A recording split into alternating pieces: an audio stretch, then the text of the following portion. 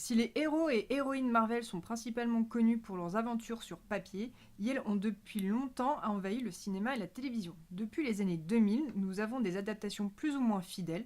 Les studios et les networks développent des univers construits qui viennent piocher dans des sagas iconiques. Mais nous, lecteurs et lectrices de comics, se retrouve-t-on dans tout cela? Sommes-nous la police de l'adaptation fidèle ou les partisans et partisans de l'inspiration libre? Pour ce 5e numéro de Corp Talk, le podcast comics qui renaît de ses cendres tel le phénix, je suis accompagné d'Aurélien qui va tâcher de répondre à cette question. Salut Aurélien. Bonjour. Est-ce que tu es prêt? Ouais, grave. Grave. Grave.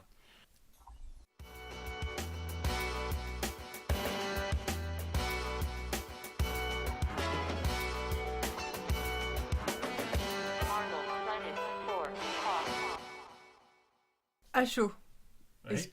Est-ce que les films doivent adapter ou non les comics? Alors, justement, je trouve que le mot-clé là-dedans, c'est adapter, dans le sens où, oui, ils doivent adapter les comics, mais, et du coup, ils doivent être infidèles. Pour moi, les meilleures adaptations sont souvent celles qui s'en éloignent, ou en tout cas prennent des libertés avec le matériau d'origine. Ok. Quelle est la meilleure adaptation pour toi?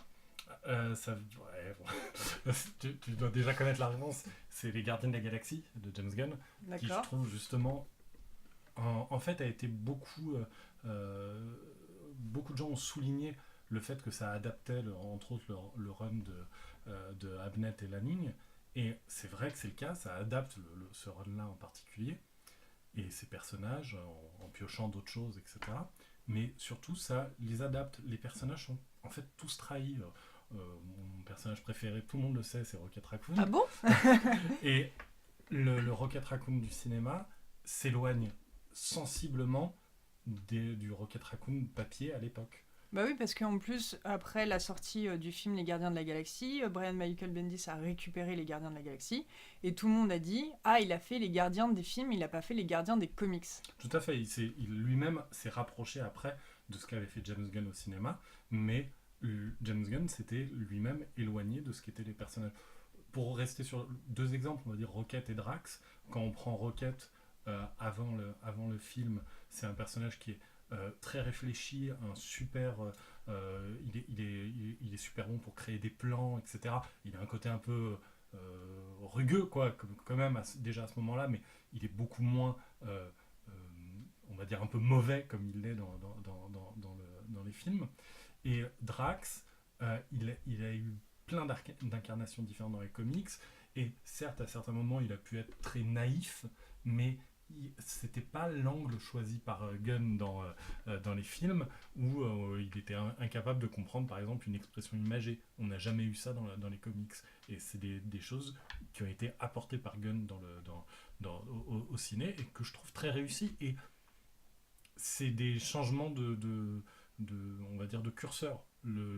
On reste sur ce que sont les personnages ou ce qu'ils ont pu être à certains moments, et on bouge un peu les curseurs pour coller à ce que le réalisateur, par exemple, a envie de faire à ce moment-là. Pardon. Et du coup, c'est quoi une mauvaise adaptation? C'est une qui va pas être fidèle envers les comics. Non, en fait, souvent, ça va être une question de réussir à capturer l'essence de ce qu'il y a une bonne adaptation. Et une mauvaise adaptation va aussi trahir le matériel d'origine, mais par exemple sans comprendre ce qui est important dans le matériel d'origine. On peut penser au troisième X-Men, où on se retrouve avec la storyline du Phénix, avec une confrontation entre la confrérie des mauvais mutants et les X-Men, donc que des choses où sur le papier Que tout le monde connaît et qui sont récurrentes dans les comics. Voilà, et on se dit très bien, super, corruption du Phénix, c'est génial, etc. Et après, c'est hyper mal traité parce qu'en fait, ça ne comprend pas ce qui était intéressant dans le matériau d'origine. La storyline de Dark Phoenix, elle est intéressante parce que on voit vraiment la corruption, ce qu'elle change chez le personnage et ce que ça change dans les dynamiques du groupe. Là, ça change rien, et en plus de ça, t'as plutôt l'impression que c'est deux personnages différents. Certes, elles ont le même visage, mais c'est quand même deux personnages différents. Genre, Jean Grey est morte, et puis après, on a eu un truc chelou qui a utilisé son corps, et qui a fait des trucs chelous en utilisant son corps. Enfin, Il n'y a pas, Il y a aucun lien, aucune évolution. il y a aucune évolution et tu comprends même pas trop. J'ai pas souvenir de X-Men 3 parce que J'essaie de l'oublier aussi. je l'ai vu il y a très très longtemps et je ne l'ai pas revu depuis, bizarrement. Mais j'ai pas souvenir qu'il ait expliqué que c'est une force cosmique, que ça peut la force ultime, que ça peut aussi bien détruire des mondes qu'en créer. Enfin, c'est. Oui, puis en fait, Ils ont juste. c'est presque un easter egg en fait. Oui, c'est ça. C'est nous, on savait que c'était le Phénix parce qu'on a lu les comics et au pire, on s'est renseigné. Mais pour quelqu'un de normal, fait. Ok, elle a un super pouvoir, elle peut cramer tout le monde et puis ça s'arrête là. Et ça s'arrête là. Et du coup, ça ne comprend pas le matériau d'origine. Euh, je sais pas ce que donnera le film X-Men Dark Phoenix qui va arriver. Le truc qui est repoussé indéfiniment. Ouais, normalement, maintenant, ça devrait arriver. Mais ne serait-ce que d'un point de vue global, ils ont l'air quand même d'avoir mieux compris ce qu'était le principe derrière. On verra, ce sera peut-être pas du tout le cas, mais voilà. Ce qui est marrant aussi, c'est que souvent on se dit, enfin, pourquoi pour moi les films ne doivent pas être des adaptations des comics? Parce que notamment j'ai déjà lu les comics. Alors, je suis complètement d'accord. J'ai envie qu'on me surprenne un peu. J'ai envie qu'on me surprenne un peu. Pour Avengers Infinity War, j'avais lu le comics avant, je savais que ça allait pas être le comics, mais surtout je voulais être surprise. Finalement, qu'est-ce qu'ils ont gardé dans le film? Ils ont gardé que Thanos veut tuer la moitié de la population. Mm. Dans le comics, il voulait tuer la moitié de la population pour faire plaisir à Lady Death. Mm. En fait, dans le comics, ça fonctionne. Ils auraient pu le faire aussi dans le film. Ils auraient pu créer Lady Death, ils auraient pu créer ce couple ultra bizarre et créer cette volonté pour Thanos. En vrai, ça aurait fonctionné. Mais je trouve ça beaucoup plus intéressant de l'avoir transformé en disant, bah non, c'est un mec qui est humaniste, qui a une décision complètement what the fuck, mais qui se tient, que tu peux comprendre, et du coup, ça crée une certaine compassion pour Thanos, parce qu'il porte vraiment le fardeau sur lui, de tuer la moitié de l'humanité. Si ça avait juste été pour faire plaisir à sa meuf, on n'aurait pas eu cette compassion envers Thanos. Tout à fait. Donc, moi, rien que ça, moi j'ai été agréablement surprise, en fait, de voir Thanos de ce traitement-là, et surtout de ne pas me dire je revois exactement le comics tel que je l'ai lu. Donc certes, on a des cases qui rappellent, genre quand il déforme Mantis et Drax, parce que ce sont des trucs, ou même quand il affronte Captain America, mais c'est un easter egg, c'est pas l'intrigue, c'est pas... Non. Et en fait, il y a un truc qui, nous, en tant que lecteurs, nous a pas surpris, c'est le fait qu'il y arrive. En fait, on a une certaine surprise dans le sens où on savait pas s'ils iraient jusque-là, mais à partir du moment où il commence à avoir le foreshadowing du est-ce qu'il va claquer dans les doigts, en tant que lecteur, on l'a vu dans le comics, claquer dans les doigts pour éliminer la moitié de la population mondiale. Donc déjà, on nous introduit dans la tête que on va peut-être vraiment y arriver. Et c'est pas tant ça du coup qui va nous surprendre, mais c'est de voir certains héros disparaître, de les motivations de Thanos, toutes ces choses-là qui font que du coup on est surpris, on est ému, on est touché par différentes choses. Et c'est vrai que si on avait eu exactement le comics adapté tel quel, bah oui, il n'y aurait pas eu les mêmes surprises, il n'y aurait pas eu les mêmes attachements, et surtout les personnages de toute façon n'ont pas eu les mêmes histoires. Non, mais après, en se disant, ils auraient pu construire tout le MCU en copiant beaucoup plus pour amener Avengers Infinity War. Mais du coup, en fait, ça oblige à chaque fois mettre des patchs pour faire en sorte que l'histoire d'après puisse être racontée. Oui, puis suivre aussi ce qu'a raconté déjà le précédent. Déjà qu'en tant que film, c'est très compliqué de faire partie d'une même saga et de pas trop en dire ou de pas trop se contredire d'un film à l'autre. Mais si en plus de ça, il faut que l'intrigue colle aux comics et... au mot pour mot, quoi. Au mot pour mot, c'est un peu compliqué. Là, si on avait dû adapter Infinity, Gauntlet... Du coup, c'est Infinity Gauntlet. Tel quel, il aurait fallu Adam Warlock. Et ça, justement, c'est un point qui revient très régulièrement. Étant donné que Adam Warlock a été teasé dans la dernière scène post-générique de Gardiens de la Galaxie, souvent on dit si c'est bon, Adam est annoncé, donc on va avoir Adam parce qu'on a besoin d'Adam pour battre Thanos, ou pourquoi nous avoir teasé Adam pour finalement pas nous le montrer alors qu'on a Thanos. Mais finalement, Adam, c'est quoi? C'est un personnage. C'est un Point. personnage, Il c'est a, un personnage, on va dire, créé. oui, Enfin, il enfin, a énorme. Ah, le dire qui c'est en tant que tel, tu veux dire? oui, enfin, Oui, c'est une création, c'est un humain parfait. c'est l'humain parfait et il est là pour battre Thanos. Ouais, mais c'est en fait, Oh, et c'est beaucoup plus compliqué que ça, mais ouais, mais pour... en fait, c'est juste un héros au même titre que d'autres héros. C'est juste que déjà, il est plutôt très balèze et que après, il a déjà affronté Thanos plusieurs fois et que du coup, il se sent un petit peu investi de la mission, de la mission réunir tout le monde, voilà, de le faire. Mais de ça, soi. mais être genre le héros parfait ou le héros qui a déjà battu Thanos, on n'a pas les antécédents de Thanos. Donc il C'est aurait ça. pu avoir n'importe qui, notamment le héros parfait. Je me souviens que pendant très très longtemps, on s'est dit, bah en fait, Vision, c'est le Adam Warlock Hmm. du MCU. Ça aurait pu coller, hein. Ça aurait pu coller. Mais finalement, même là, même en se disant Vision est le Adam Warlock du MCU, et ben même ça, en fait, ils l'ont pas fait. Hmm.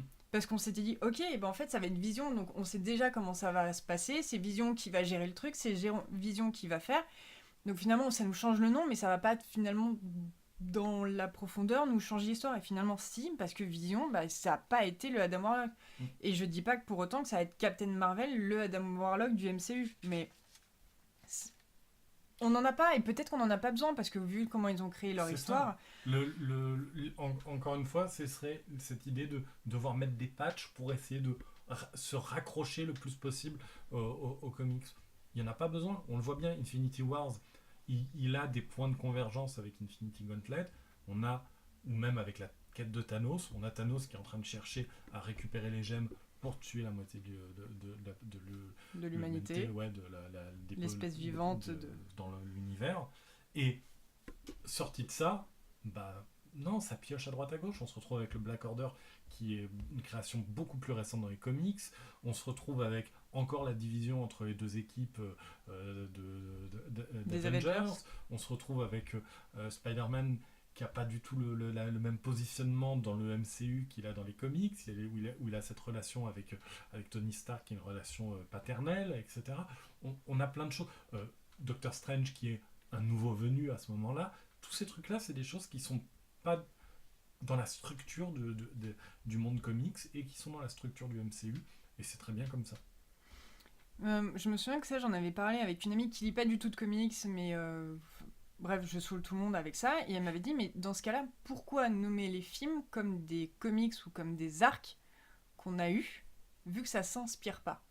C'est vrai, on nous vend du Infinity War, on nous vend du Civil War. Alors déjà, alors il y a Tu plusieurs vois, choses. mais alors moi, ma réponse à ça, ça a été, bah, parce que ça va s'en rapprocher un peu, et puis, et après, le truc tout bête, c'est que ça va être des noms qui sont connus, qui claquent et qui font venir. Alors, on sait bien que au niveau stratégique, avoir, nous, les gros geeks qui sont capables de faire un podcast pour parler des adaptations de comics, on est prescripteur. Quand il va avoir une adaptation de Hunman Logan, de Civil War, de Infinity Wars, etc., etc., le fait que nous, prescripteurs, on connaisse l'histoire d'origine et on fasse « Ah, ça va être cool pour telle et telle raison, même s'ils changent des trucs, ça va quand même s'inspirer de ça, etc. » Bah, on sert de caisse de résonance Oui, bien sûr. à tout ça. Et après, bah, je trouve que... Il y a l'hommage aussi. Ouais, il y a l'hommage. Et le remerciement, justement, le remerciement auprès de la communauté de... Si on arrive à faire des films, si on en est à faire un Avengers 3, c'est parce qu'il y avait les comics à la base, donc ça, tu remercies les créateurs, mais tu remercies aussi les lecteurs qui ont fait que les comics Avengers puissent perdurer, qui sont venus voir les précédents films, donc tu colles, en fait, t'essayes de rendre hommage et aux lecteurs et de coller à tout cet univers-là à une autre manière, mais tu essayes d'y coller.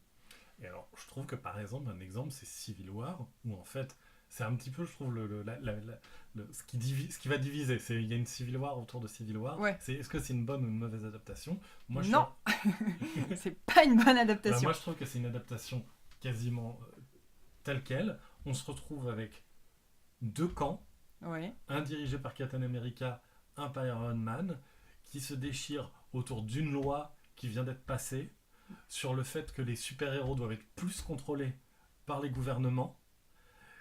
C'est l'intrigue, c'est la même. Dans les deux cas, c'est la même.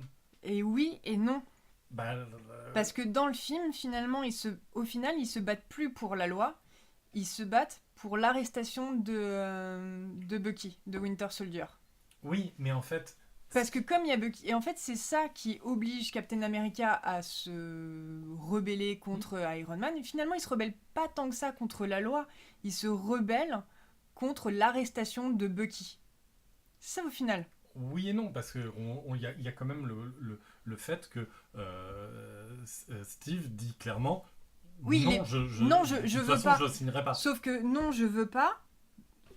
Donc c'est pour ça qu'il est pas en Suisse, mais en fait c'est l'explosion qui est en Suisse et autres qui fait que c'est Bucky qui porte le chapeau et c'est là où il dit bah non. Oui, Pour mais moi c'est genre ça s'arrête à l'explosion. Enfin en fait la Civil War telle que les comics ça s'arrête à l'explosion et après ça a été autre chose et c'est passé à est-ce que je dois protéger ou non mon pote et c'est en ça où les deux ouais, équipes se sont et en plus de ça on a Zemo.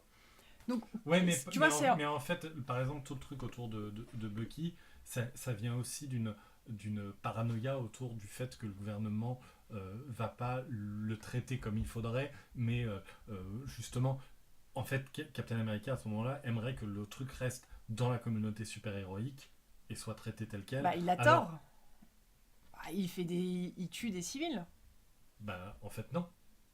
Oui, enfin. Mais oui, Non, mais l'explosion tue des civils. oui, mais Ça, tu le vois tout de suite, vu oui, que. oui, mais lui, ce qu'il veut, c'est d'abord enquêter et gérer le truc dans la communauté super-héroïque et pas passer ça par les gouvernements. Et là, pour le coup, on reste quand même dans la même thématique que celle des comics. Mais qui est quand même vachement plus éloigné. Mais je dis pas, tu vois, Non, mais je après... dis pas que Civil War est un mauvais film. Hein, Non, c'était pas la question. C'est clairement de toute pas la façon. question, mais pour moi, ils ont beaucoup trop raconté autre chose. Ils ont pris Ouais, mais ils ont en fait... pris l'introduction et après ils ont fait leur propre truc. Et en- notamment en rajoutant si- Zemo, parce que finalement, au final, c'est Zemo le méchant. Hmm. Et oui, ils se sont battus, mais genre ça fait un peu genre la bagarre à l'école où tu te bagarres à la récré et tu boudes pendant 3 jours et puis après t'oublies et tu vas jouer au foot avec ton pote. Ouais, ouais. Moi, je l'ai vraiment senti comme ça, alors qu'ils auraient pu pousser Oui, mais ça... le propos politique beaucoup plus loin. Oui, mais par exemple, le propos politique, je le trouve plus poussé dans l'adaptation film que dans le comics. Dans le comics, le propos politique, c'est quand même... Il est quand même mis en avant sur les deux premiers, on va dire les premiers épisodes Oui, après c'est papier, que de la bagarre. et après c'est de la baston, ce qui en fait pas un mauvais comics en soi, Non plus, mais, c'est pas. mais le propos politique par contre est beaucoup plus, je trouve, fin dans le film, ce qui en fait aussi une bonne adaptation. Mais c'est un cas intéressant, Civil War, de toute façon, parce que justement, c'est un où, si on écrit le pitch, comme je l'ai fait tout à l'heure, c'est le même pitch dans les deux cas, et pourtant, il y a des différences qui sont quand même non négligeables entre les deux médias, qui font que on peut continuer Oui, pendant 2 heures sur... Parce que moi, si je refais le pitch, je le fais pas de la même manière. Je Bien le sûr. vois Mais je sais que par exemple, il y a un truc par contre sur lequel je suis en désaccord total, c'est ceux qui disent ouais, mais il n'y a pas le rôle de Spider-Man n'est pas du tout le même, donc ça change tout. Mais Bah en fait, non. dans Civil War, Spider-Man c'est un rôle accessoire. Et je parle du comics. Oui. Et- Bah non, parce que c'était intéressant de voir justement le héros qui avait toujours fait en sorte de pas donner son Bien nom sûr. et tout. C'était un moment fort dans les comics de je Oui. suis Spider-Man et je m'appelle Peter Parker. Et parce que dans les comics, le fait d'avoir une identité secrète est quelque chose d'important et que c'est sur ce sur quoi la loi est centrée dans Civil War. Mais c'est vrai que dans les films, personne n'a d'identité secrète. Spider-Man depuis un quart d'heure. Oui, et, non, mais Spider-Man ça compte pas. Hawkeye, même pas, c'est un agent secret de toute c'est un façon. agent secret. Ant, Scott Lang, Oui, mais pareil, ça faisait un quart d'heure qu'il était ça super-héros. faisait à un ce quart moment-là. d'heure. Donc ouais, non. Non, En fait, oui, personne ne pouvait dire vous me connaissez de toute et façon, voilà mon nom. la thématique de l'identité secrète ne pouvait pas exister de toute façon. Mais en plus, c'est pas ce qu'ils ont fait. Non. Même ça, ils l'ont changé. Oui, la loi et l'aspect politique, il est sur autre chose dans le film. Mais tout simplement parce que, encore une fois, structurellement, le MCU n'est pas la même chose que Oui, que donc de Marvel la même Universe. manière qu'on n'a pas besoin d'avoir Adam Warlock, on n'avait pas besoin d'avoir Spider-Man qui dit coucou, je suis Peter Parker. Parce que Voilà. tout le monde lui aurait répondu déjà, c'est quoi ton nom de super-héros et T'es pourquoi qui t'es qui? En fait, t'es qui dans les deux cas, genre en tant qu'humain et en tant que super-héros? Non, non, enfin. T'es un super-héros ou t'es un mec en collant? Tes yeux, ils font des trucs bizarres. Non, mais c'est un peu ça. Et en autre mauvaise adaptation, et de nouveau, je dis pas que Ouais. le produit est mauvais, c'est juste, je trouve, en mauvaise adaptation. Et là, je vais pas trop me lancer parce que j'ai pas trop lu les comics, mais pour moi, c'est Légion.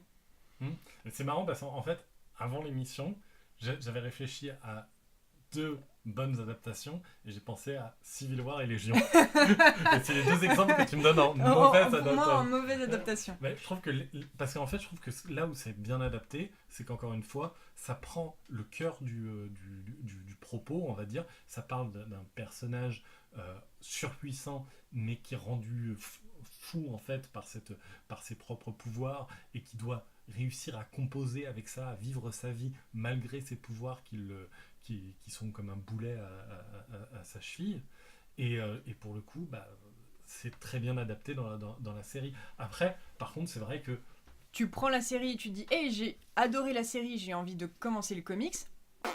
bah, à la rigueur, si, parce que t'as le comics là, en deux tomes de X-Men Legacy, Oui, Légion, les récents ou de 6 Spurrier. qui Euh, recollent un peu. Mais si tu prends New Mutant, non, bah non, c'est très loin. C'est très loin. donc c'est enfin.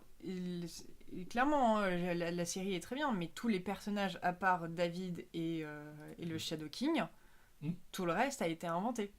Ouais, mais en fait, c'est là où... Tout son écosystème a été inventé. Mais c'est pas. Ouais, mais c'est là où je trouve que c'est une bonne adaptation, justement, parce que on, pour bien parler du personnage de Légion, en fait, bah, t'as besoin surtout de Légion. Tout le tout le reste, reste, c'est accessoire. C'est accessoire.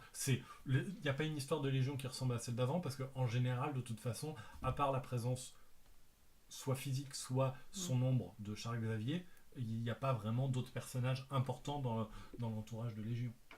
Toi, par exemple, une bonne série que je trouve que c'est une excellente adaptation et qui a fait des excellentes différences, c'est Runaways. Ouais, j'en entends beaucoup parler. T'as pas regardé? J'ai toujours pas. Ah, mince. Mais oui, j'en Il y a vraiment des trucs, c'est genre comme dans les comics. En plus, c'est assez marrant. Ils font aussi gaffe aux vêtements. À un moment, Carolina, elle a les mêmes vêtements et dans les comics et dans la série. Ça, moi, personnellement, ça me fait plaisir parce qu'ils ont respecté, pour moi, ils ont respecté beaucoup de choses. Mais en même temps, s'ils avaient trop respecté le comics, bah en fait, je sais déjà comment ça va se passer. Et le fait de rajouter un petit delta. Du coup, ils changent des choses, notamment. Du coup, je peux pas te spoiler, Non, mais genre. j'ai entendu chez les parents, entre autres. Chez les parents, il y a des choses qui changent. Et ben, tout ça, ça me fait. Ok, là, on vient de me proposer quelque chose de nouveau. Mais pour autant, ça reste. Hyper respectueux. Hyper respectueux. Après, il y a des gens qui se sont plaints dans les comics, genre, ils voient leurs parents tués et ils décident tout de suite de fuir. Dans la série, ça prend un peu plus de temps. Mais ce qui est tant mieux parce qu'en fait ça permet de positionner les personnages. Ça etc. permet de poser les personnages et c'est aussi bah ça permet aussi de comprendre pourquoi les ados en fait ils croient que leurs parents ils sont plus ou moins persuadés de ce qu'ils ont vu, c'est-à-dire leurs parents tuer quelqu'un, mais en même temps c'est la première fois qu'ils les voient faire ça, ils connaissent plus ou moins bien leurs parents, ils ont jamais vu leurs parents faire des trucs de la sorte, donc ils se posent des questions. Donc tu vois, il y a un autre raisonnement aussi qui est bien fichu. Et ouais, pour moi, Runaways est excellent parce que j'ai l'esprit du comics, plus ou moins fidèle, genre il y a 60% de fidélité et 40% de choses différentes qui me font dire je sais pas ce que je vais voir, je sais pas à quel moment ce que j'ai vu dans les comics va arriver et si ça va arriver. Et c'est en ça que je trouve que vraiment Runaways pour ça est très canon.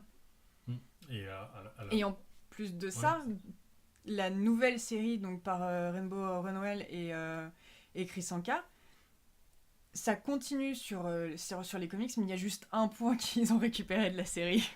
C'est merveilleux. T'as lu le dernier ? Oui. Bah, c'est le baiser entre Nico et Caroline. Ouais, c'est spoiler. Ouais. De toute façon, j'ai fait la chronique, j'ai publié partout. Enfin, c'est ça, on l'a en fait. Il y a un truc dans la série. En fait, la série a répondu à ce que nous, lecteurs de comics, on pouvait attendre ou aurait pu arriver, mais c'était juste 10 ans trop tôt dans les comics. Et il y avait quand même beaucoup d'évolutions. Rien que de montrer Carolina étant lesbienne dans les comics, dans Runaways, chez des ados, c'était quand même assez dingue pour l'époque. Donc, je sais pas si c'est une volonté de ne pas le faire ou si c'est au contraire que Brian Kevogan ne voulait pas rentrer dans un truc simple. Je sais pas, hein, la réaction de... Je me souviens que la réaction de Nico, donc dans les comics où elle dit bah non aux avances de Carolina, c'était le... Enfin, c'était, on va dire, possible. Peut-être que, bah non, les personnages ont été construits comme ça et autres, mais là, ce qu'on a vu aussi récemment dans la nouvelle, c'est aussi logique. Oui, mais c'est aussi l'évolution du personnage. C'est l'évolution du personnage, mais ils auraient pu continuer à dire bah non, en fait, on peut rester amis, et non, il y a une vraie évolution. Donc, c'est là où tu sais pas, c'est genre, qui inspire quoi? Est-ce que c'est genre la société, l'évolution, genre l'évolution même du personnage, ou si c'est un aller-retour entre la série et le comics, qui est assez cool. Ouais, mais on le sait en plus, c'est le fameux les comics maintenant ressemblent aux films, etc. Ils sont là pour vendre le film, et les films sont aussi d'une certaine manière là pour vendre les comics. Oui, et surtout après les évolutions que les personnages ont dans les comics, parfois pour suivre les films, parfois sont logiques aussi, ou parfois par contre c'est vrai, semblent un peu sortir de nulle part. Mais voilà, mais bon, ça pourrait faire un autre. Oui, ça pourrait être un autre truc, mais par exemple, je pense aux gardiens. Vous t'avez dit en effet que les gardiens du film n'avaient rien à voir avec les gardiens des comics, et que les gardiens de de Bendis ressemblaient plus. En même temps, c'est à peu près... Ça me choque pas trop, parce que si t'as vu le film et tu veux lire des comics, t'es content de retrouver les personnages. T'es content de retrouver les personnages, mais c'est toujours très compliqué de dire j'ai aimé ça dans le film. Est-ce que Moi, je me souviens que quand j'avais commencé, si j'ai commencé à lire les comics, c'est parce que j'avais vu donc le premier film X-Men. J'avais vu des trucs dans le film. Je voulais retrouver, je voulais lire ce que je venais de voir, ou équivalent. Pas du tout, hein. Moi, j'arrivais où Malicia, elle avait le test pour savoir si elle allait devenir la chef des X-Men ou pas. Déjà, au moins, t'as retrouvé Malicia. Ouais, j'ai retrouvé Malicia. Non, mais j'étais très contente de retrouver Malicia, mais genre... Je crois qu'il y a aussi Wolverine dans cet épisode. Oui. Oui, c'est... Ah bah oui, voilà, mais genre... Mais au final, c'était pas du tout ce que j'avais vu. Donc, ça a été très difficile... de raccrocher les wagons. De raccrocher les wagons, et de comprendre en plus la continuité. Et je trouve qu'en plus de ça, Marvel a beaucoup fait pour... permettre aux gens de, à un moment, se lancer et de pouvoir raccrocher les wagons sans avoir à tout lire et tout savoir de ce qui se passait avant. Tout à fait. Mais c'est vrai que en fait, ça pose aussi une autre question sur la fidélité, je trouve, des films aux comics. C'est à quelle version? Parce que en fait, les personnages sont malléables. Le Thor de Kirby, de Simonson, ou d'Aaron, ou la femme voilà, ou Thor par Jane Foster, ou voilà, etc. Le personnage est pas le même non plus. Et au cinéma, maintenant, on se retrouve presque avec ça aussi. Le Thor du premier film Thor et de Thor Ragnarok n'est pas le même personnage. Non. Alors, c'est quand même le même personnage, il évolue, etc. Mais évidemment... il n'interagit pas de la même manière. Non, parce que, déjà, tu peux te dire aussi qu'il a vécu des trucs très traumatisants aussi. Je veux dire, entre le premier Thor et Ragnarok, il apprend que son frère est un demi-frère, qu'il avait une sœur. Il est exilé sur Terre, puis après il combat, il y a le royaume qui s'effondre, il se passe 1 milliard de trucs, il découvre sa sœur, c'est là, machin, etc. Il perd sa mère, il perd son père, il perd sa planète. Il y a un moment, tu te dis, qu'ils réagissent pas pareil à la fin de Thor Ragnarok et au début de Thor 1. Il a peut-être fait une petite dépression, le petit. Hein. Non, puis même, il est passé par tellement de choses que c'est logique. Et après, il y a aussi le fait qu'on le sait, un créateur, que ce soit un réalisateur ou un scénariste de comics, va apposer sa patte sur les personnages, et un même personnage va avoir différentes facettes qui vont être pas forcément les mêmes suivant les époques. Le Tony Stark des débuts et le Tony Stark de Bendis ou celui de Dan Slott sont pas les mêmes. Mm. Mais c'est vrai que Robert Downey Jr. a modifié le Tony Stark Il des a comics. aussi apporté sa patte aux Ouais. comics. En bonne adaptation, il y a le film Logan, qui là est beaucoup plus simple parce que ça prend le ton de Old Man Logan. Ouais, et typiquement, moi je trouve que c'est pas l'une des meilleures adaptations. C'est vrai? Ouais, je suis Qu'est-ce souvent. qui te dérange dans le film Logan? Bah, en fait, alors, je suis pas hyper fan de Holman Logan en tant que En comics. Conto Comics. Bah, Bravo. mais ouais, c'est des choses qui arrivent. Je préfère largement Ennemi d'État, par exemple, pour rester sur Millard, sur Wolverine. Je trouve Ennemi d'État vachement plus fun et sympa à lire que Holman Logan. Mais après, bon, je sais qu'Holman Logan, il y a plein de gens qui aiment. Je ne juge pas. Mais je trouve que un truc qui est vraiment fun avec Holman Logan en comics quand même, Ouais. c'est le côté la découverte du monde tel qu'il est à ce moment-là. Oui. On découvre plein de choses. Oui, parce qu'il est obligé de traverser les États-Unis. Et on voit du. Alors, je dis pas de toute façon, c'était pas adaptable tel quel parce qu'on On voit chope des licences qui On voit pouvaient pas. Hawkeye aussi. Alors, on voit Hawkeye qui est aveugle, on voit un T-Rex infecté du symbiote Venom, on voit Crâne Rouge qui domine les États-Unis. Ça, on l'a adapté dans la réalité, mais voilà. Oh, c'est très joli ça. Bravo. Mais du coup, il y a plein de choses qui étaient même pas adaptables au cinéma. Mais il y a quand même cette espèce de découverte d'un monde vraiment très différent et ce côté-là. Et je trouve qu'en fait, le côté road movie de Logan en film, Il est simplifié. ouais, et surtout, il m'excite pas trop. C'est-à-dire que. C'est un road movie personnel.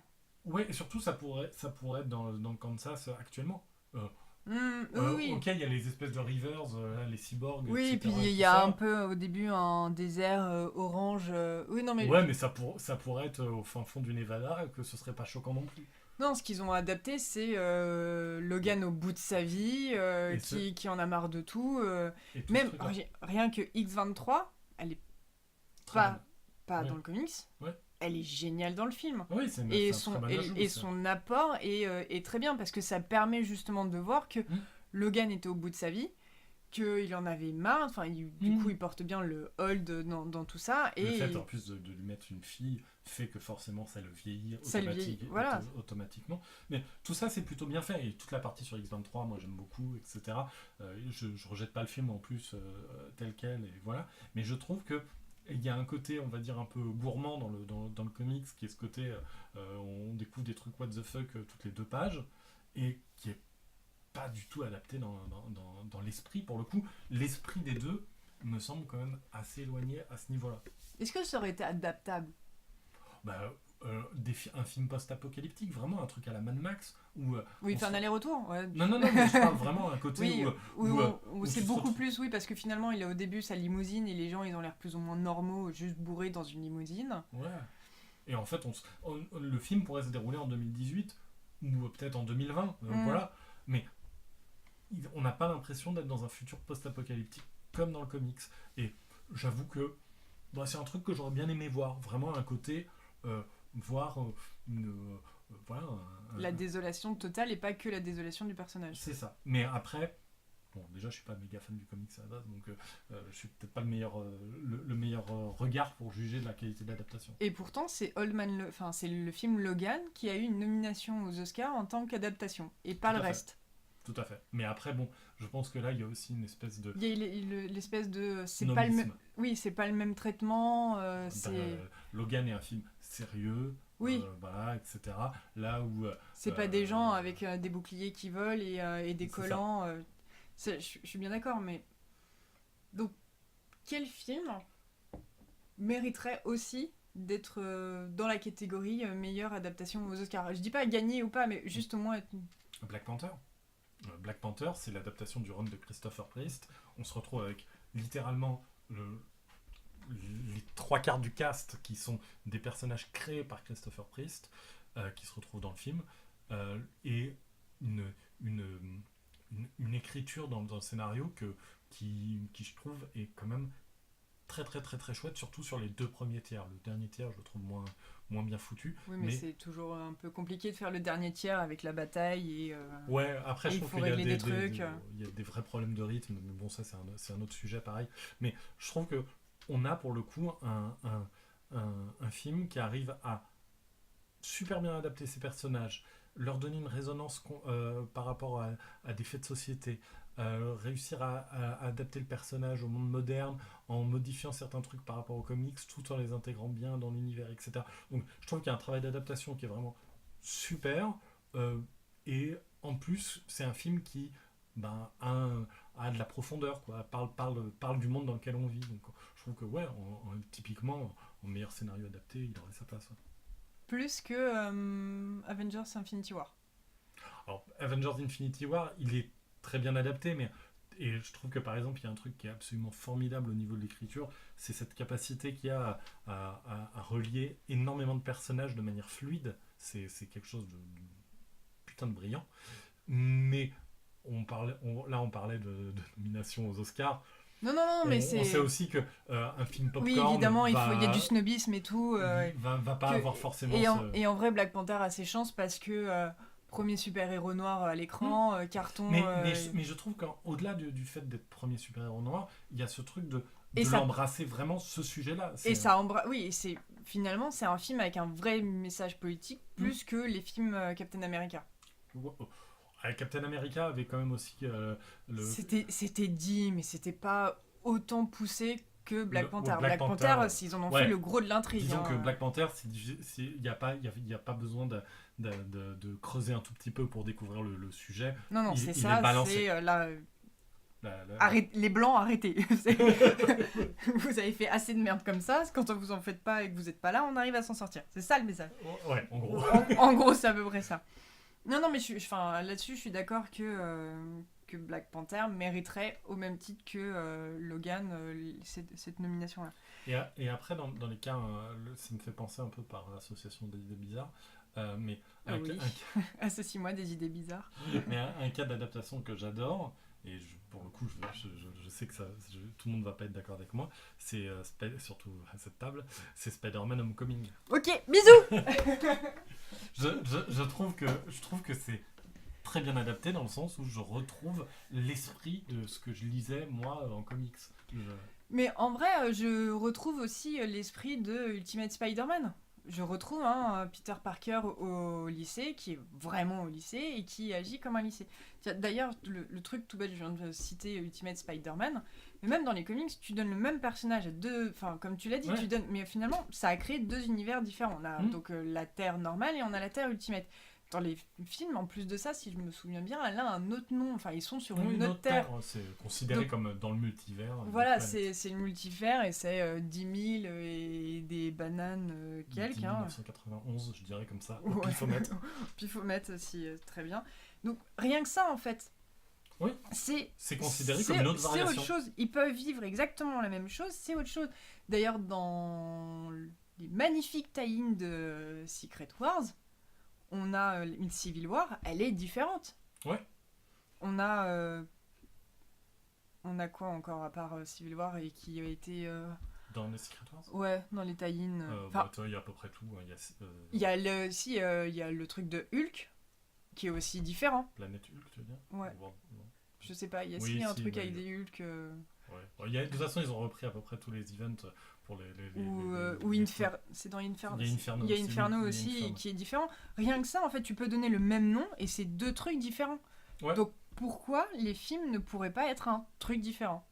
Tout à fait. Et c'est un peu ce que je disais. De toute façon, l'auteur, c'est des personnages malléables. L'auteur, que ce soit le scénariste de comics ou du film, va le modifier à sa sauce. Il y a juste des choses en fait qui doivent pas bouger et ça concerne vraiment plus le personnage. On pouvait pas avoir un Captain America alcoolique, narcissique et qui déteste les gens. Ça aurait... Il y a un truc intéressant avec Captain America d'ailleurs, c'est que c'est le personnage du MCU qui est le plus proche peut-être de son équivalent papier. Et c'est peut-être parce que c'est un des personnages qui a la définition la plus cadrée. C'est-à-dire, c'est un personnage... Il doit être l'américain moyen et après physiquement faible avoir cette augmentation parce qu'elle représente sa volonté en fait de truc. Le lien à la Seconde Guerre mondiale, il est super important, il est très difficile de le raconter différemment. Et après tout ça, il y a ce truc de... il a une moralité qui, en fait, dépasse le gouvernement américain pour aller vers le rêve américain, etc. Et tout ça, en fait, est très essentiel au personnage et vraiment difficile à déconstruire, à faire autre chose. C'est un personnage qui, d'ailleurs, a très peu de variations. La plus grosse variation qu'on va trouver, ça va être celle de l'univers Ultimate, où c'est tout ça, mais c'est un peu un gros con. Mm. Mais sorti de ça, à chaque fois qu'on retrouve le personnage de Captain America, globalement, on le retrouve écrit de la même manière. C'est un personnage qui est très difficile à écrire différemment, et c'est peut-être pour ça qu'on le retrouve quasi tel quel dans le MCU. Par exemple, un personnage qui n'a pas encore intégré le MCU, mais ça va bientôt être le cas, c'est Captain Marvel. Oui. Il nous aura fallu combien de temps pour en parler 43 minutes. Et j'ai bien tenu. Franchement. Je te voyais, là, il y avait la veine qui t'écoutait depuis un bon quart d'heure. Par exemple, ils peuvent faire ce qu'ils veulent avec son origin story, avec l'histoire qu'ils vont raconter. Il y a juste des trucs qu'il faut, pour moi, pas modifier. Un, que c'est une tête brûlée. Et a priori, on reste là-dessus. A priori, on reste là-dessus. Qu'elle est prête à se sacrifier. Et tout en sachant qu'elle prend peut-être pas la bonne décision et qu'il y a une autre manière de le faire, mais là, tout de suite, il faut faire un truc, donc elle va y aller peut-être la première. Donc, se sacrifier, encaisser tous les coups. C'est à peu près ça. Et après, il y a un autre truc, mais c'est un peu différent. Genre, dans les comics, pour le moment, elle est hétérosexuelle. Et ça serait bien que dans le film, ça reste pareil. Ouais. Juste parce que faut pas trop charger la mule sur le même film. Toi, c'est... Par exemple, ça va être juste être ça. On me donne, genre... Et aussi, genre, qu'elle fasse des blagues pourries avec des références geeks. Et à ce qui paraît, de ce que j'ai lu, elle fait aussi des blagues et tout le monde les comprend pas parce que peut-être pas les bonnes rêves. Franchement, ça me va, hein. Ouais, ils ont... Le personnage a pas un historique qui fait que en plus, il y ait tant de manières que ça de le trahir.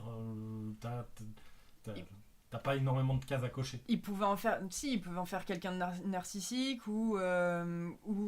Enfin, genre, une version Iron Man ou une version Peter Quill, tu vois. Enfin, c'est genre... Ils auraient pu faire ça au féminin, mais elle est pas comme ça dans les comics. Et pour le coup, je voudrais pas qu'elle soit comme ça dans le film. Mais en fait, il y a déjà surtout ce côté tête brûlée à garder. Ça, a priori, des interviews qu'on lit, ça devrait... ils devraient garder.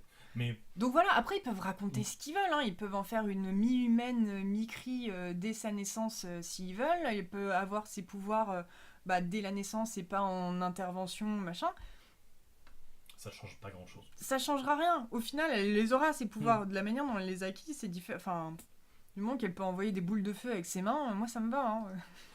Et même, c'est pas quelque chose qui a toujours défini le personnage. Et c'est pas un truc, même... Ouais. D'ailleurs, au début du run de Kitetsu Deconic, elle est obligée d'avoir son casque quand elle va dans l'espace. Parce que quand elle va dans l'espace, elle peut pas respirer. Et puis après, à un moment, je sais pas pourquoi, mais elle arrive à respirer dans l'espace et elle a plus besoin de son casque. Elle le met des fois juste pour faire... Pour le look, qui est quand même canon. Mais en soi, elle en a pas besoin. Enfin, elle en a plus besoin. Et c'est pour ça, même dans les comics, les définitions des personnages, elles évoluent.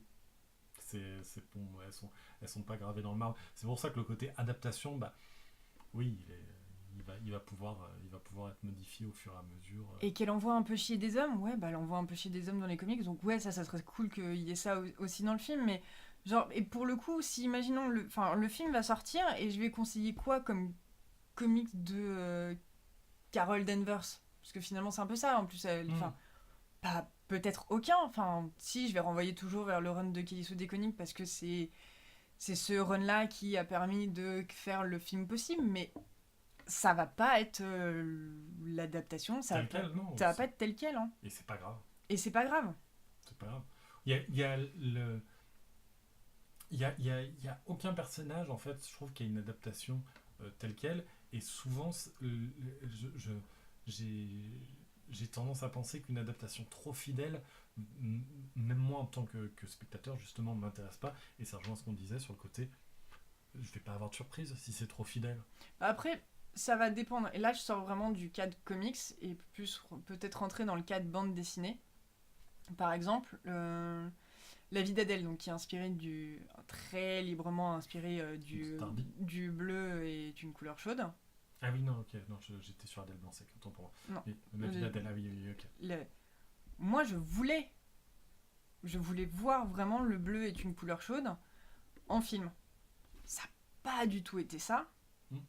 Ça m'a vraiment beaucoup dérangé parce que je me suis dit, ça va être la seule fois où cette BD va être adaptée, ou alors il va falloir encore attendre 20 ans. Et finalement, on a un truc tout pété. Et en plus de ça, le film est vraiment tout pété sur beaucoup de niveaux. Mais moi, ça m'a fait hurler. Alors, je pense qu'il y a un truc qui est différent entre le bleu est une couleur chaude et Spider-Man. C'est que, justement, il y a encore une fois, c'est des personnages malléables, les personnages de comics. Ils ont une définition qui n'est pas gravée dans le marbre. Non, Il y a alors que déjà là, plein dans de une BD où scénaristes, etc. t'as un début, t'as une fin, tu Mm. veux exactement la même chose. Genre là, Polar de Victor Santos est adapté par Netflix et ça devrait sortir à la fin de l'année. Je sais que ça va être un petit peu différent, mais genre je veux avoir retrouver les personnages, Bien sûr. les personnages et les Mais interactions. ça, mais parce que ça me semble logique. parce que t'as un début, Mm. un milieu, une fin et ils C'est une œuvre agissent comme unique. ça. Alors, encore une fois, Spider-Man, on Ça est sur fait- des milliers de comics. Des millions d'années d'édition. Non, mais oui, et c'est pareil pour et c'est pareil pour Thor, et c'est pareil même pour des personnages récents, même Captain Marvel. On dit il n'y a pas tant de comics, etc. Mais le personnage de Carol Danvers a existe beaucoup évolué. depuis longtemps, a eu plusieurs identités. De Elle a toujours personnages. envoyé chez les hommes. Voilà, mais en tout cas, du coup, il y a quand même beaucoup de comics avec le personnage. Et en fait, du coup, à partir de là, il y a eu plein de scénaristes dessus.